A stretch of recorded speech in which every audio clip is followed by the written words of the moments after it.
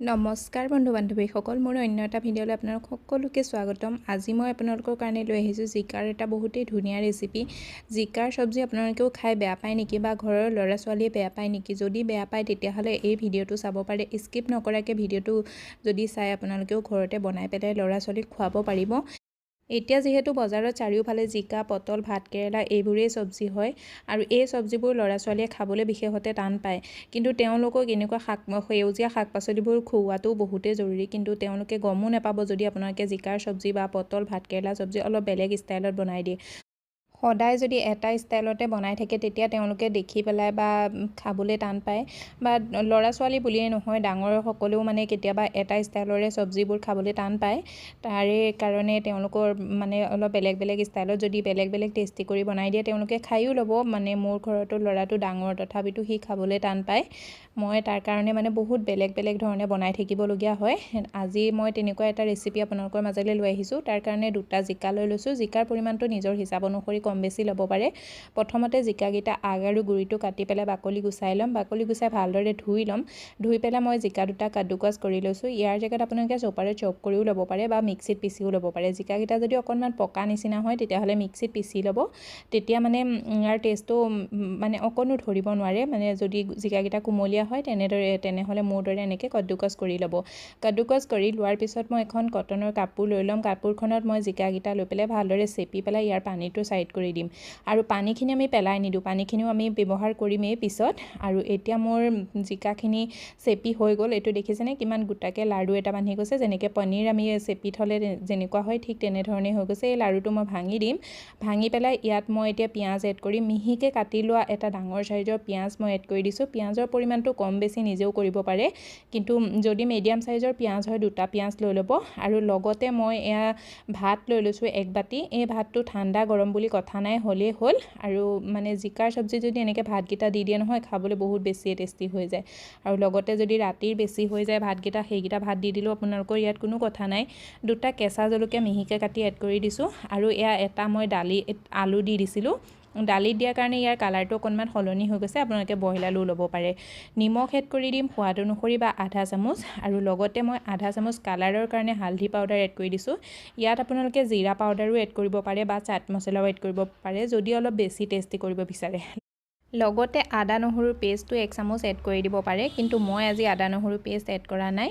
আৰু এতিয়া মই এইখিনি ভালদৰে মিলাই ল'ম। আৰু মিলাই লোৱাৰ পিছত ইয়াত আমি বাইণ্ডিঙৰ কাৰণে মই আজি শুকান পিঠাগুড়ি ব্যৱহাৰ কৰিছোঁ। শুকান পিঠাগুড়িৰ জেগাত আপোনালোকে বেচনো ল'ব পাৰে বা কৰ্ণফ্লাৱাৰো ল'ব পাৰে, বা আপোনালোকে ময়দাও ল'ব পাৰে। যদি একো নাথাকে তেতিয়াহ'লে ময়দাও লৈ ল'ব পাৰে। যদি ময়দাও নাথাকে তেতিয়াহ'লে আপোনালোকে ব্ৰেড গামো ল'ব পাৰে। ব্ৰেড গাম ল'লে এইটো খাবলৈ বহুত বেছিয়ে টেষ্টি হয়, কিন্তু পৰাপক্ষত আপোনালোকে ব্ৰেড গাম ল'ব, নহ'লে শুকান পিঠাগুড়িয়ে ল'ব। আৰু এতিয়া মই এইখিনি ভালদৰে মিলাই ল'ম। আৰু ভালদৰে মিলাই ল'লে এইটো ডোৰ দৰে ৰেডি হৈ যাব। আৰু অকণকৈ ষ্টাফিং হাতত লৈ মই এটা টিক্কি শ্বেপ দি দিছোঁ। জৰুৰী নাই যে মই টিক্কি বনাইছোঁ বুলি আপোনালোকেও টিক্কিয়ে বনাব লাগিব। আপোনালোকে ইয়াৰ শ্বেপটো নিজৰ হিচাপ অনুসৰি দিব পাৰে, সৰু ডাঙৰ বা চিলিণ্ডাৰ শ্বেপতো বনাব পাৰে।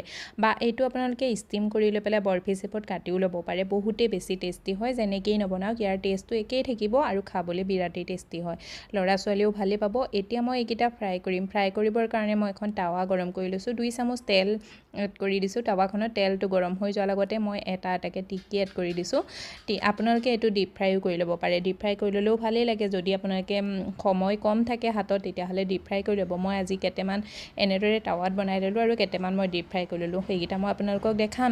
এতিয়া 3 পৰা 4 মিনিটৰ কাৰণে এইকেইটা আমি ল' টু মিডিয়াম ফ্লেমত ফ্ৰাই কৰি ল'ম, বা ইয়াৰ কালাৰটো চেঞ্জ হোৱালৈকে ফ্ৰাই কৰি ল'ব লাগিব।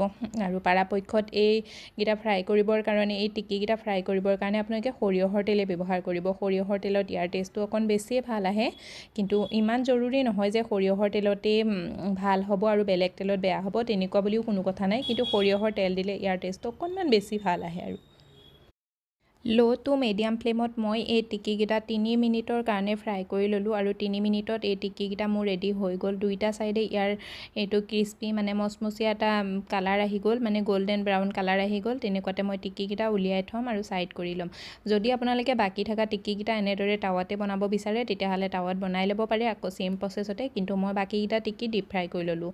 আৰু এতিয়া মই এটা কেৰাহীত 2 চামুচ সৰিয়হৰ তেল গৰম কৰি লৈছোঁ। তেলটো গৰম হোৱাৰ লগতে মই তাত আধা চামুচ জিৰা এড কৰি দিছোঁ। 2টা শুকান জলকীয়া হাতেৰে ভাঙি পেলাই এড কৰি দিছোঁ আৰু লগতে এটা তেজপাত এড কৰি দিছোঁ 10 ছেকেণ্ডমান এইখিনি ফ্ৰাই কৰাৰ পিছত মই এটা ডাঙৰ সাইজৰ পিঁয়াজ মিক্সিত পিচি লৈছিলোঁ পিঁয়াজৰ পেষ্ট বনাই লৈছিলোঁ সেইটো এড কৰি দিছোঁ পিঁয়াজখিনি মই এতিয়া ল' ফ্লেমত 1 মিনিটমানৰ কাৰণে এনেদৰে ফ্ৰাই কৰি ল'ম বা পিঁয়াজৰ কালাৰটো সলনি হোৱালৈকে আমি এইখিনি ফ্ৰাই কৰি ল'ম 1 মিনিটমানত পিঁয়াজৰ কালাৰটো যেতিয়া সলনি হৈ যায় তেনেকুৱাতে মই ইয়াত কুটি লোৱা আদা নহৰু 1 চামুচ এড কৰি দিছোঁ আদা নহৰু মুখখিনি মই কুটি লৈছিলোঁ কিন্তু আপোনালোকে আদা নহৰু পেষ্টটো এড কৰিব পাৰে আদা নহৰু এড কৰাৰ পিছত ভালদৰে মিলাই ল'ম আৰু 20 ছেকেণ্ডমানৰ কাৰণে এইখিনি ফ্ৰাই কৰি ল'ম মানে আদা নহৰুৰ কেঁচা ফ্লেভাৰটো নাইকিয়া হৈ যায় তেনেকুৱালৈকে আমি এইখিনি ফ্ৰাই কৰি ল'ব লাগিব আদা নহৰুখিনি কেঁচা ফ্লেভাৰটো যোৱাৰ লগতে ইয়াত মই বিলাহীৰ পেষ্ট এড কৰি দিছোঁ 2টা মিডিয়াম সাইজৰ বিলাহী আৰু 2টা কেঁচা জলকীয়া মই এইখিনি ভালদৰে পিচি লৈছিলোঁ মিক্সিত আৰু পিছোতে মই পুৰা ধুনীয়াকৈ পিচি লৈছিলোঁ পিয়ৰি বনাই লৈছিলোঁ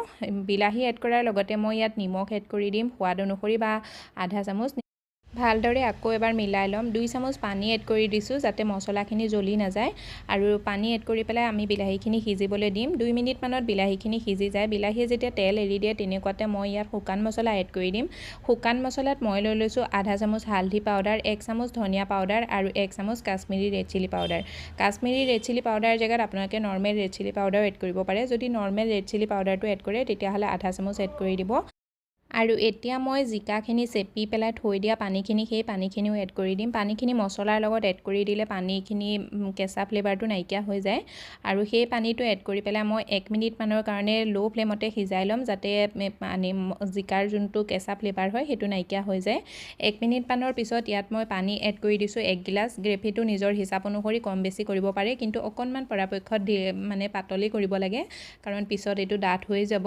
আৰু পানী এড কৰাৰ পিছত আমি ল' মিডিয়াম ফ্লেমত এইখিনি উতলিবলৈ দিম মানে গ্ৰেভিটো উতলিবলৈ দিম আনফালে মোৰ টিক্কিকেইটাও ৰেডি হৈ গ'ল মই কৈছিলোঁ কেইটামান মই ডিপ ফ্ৰাই কৰিছিলোঁ আৰু কেইটামান মই চেলো ফ্ৰাই কৰিছিলোঁ বুলি ইয়াৰ টিক্কিকেইটা আপোনালোকে চাই পেলাই ক'ব নোৱাৰে মানে কোনকেইটা আমি ডিপ ফ্ৰাই কৰা কোনকেইটা চেলো ফ্ৰাই কৰা দুইটা টিক্কিয়ে খাবলৈ একেই হয় আৰু বিৰাটেই টেষ্টি হয় টিক্কিকেইটা ভাঙিও দেখাই দিছোঁ ভিতৰৰ পৰা কিমান ধুনীয়া কোমল হৈছে ওপৰৰ পৰা মচমচীয়া আৰু ভিতৰৰ পৰা বহুতেই কোমল এই টিক্কিকেইটা আপোনালোকে চাহৰ লগতো খাব পাৰে বা টমাটৰ কেটচপৰ লগতো খাব পাৰে বহুতেই বেছি টেষ্টি হয় এনেও খাব পাৰে আনফালে আমাৰ গ্ৰেভিটো উতলিবলৈ লাগি গ'ল তেনেকুৱাতে মই ইয়াত এড কৰি দিছোঁ 1 চামুচ কিটচেন কিং মছলা ইয়াৰ জেগাত আপোনালোকে গৰম মছলা এড কৰিব পাৰে লগতে এড কৰি দিছোঁ আধা চামুচমান কচুৰি মেথি ইয়াৰ জেগাত আপোনালোকে মিহিকৈ কাটি লোৱা ধনিয়া পাত এড কৰি দিব পাৰে মোৰ ঘৰত ধনিয়া পাত নচলে কাৰণে মই ধনিয়া পাত এড নকৰোঁ আৰু এতিয়া মই টিক্কিকেইটা এটা এটা কৰি এড কৰি দিম টিক্কিকেইটা এড কৰি 1 মিনিটমানৰ কাৰণে এইখিনি আমি এনেদৰে মছলাখিনিৰ লগত মিলাই ল'ম আৰু বহুত বেছি সময় এইখিনি সিজাই থাকিব নালাগে কাৰণ টিক্কিকেইটা ভিতৰৰ পৰা যিহেতু কোমল হয় ভাঙিও যাব পাৰে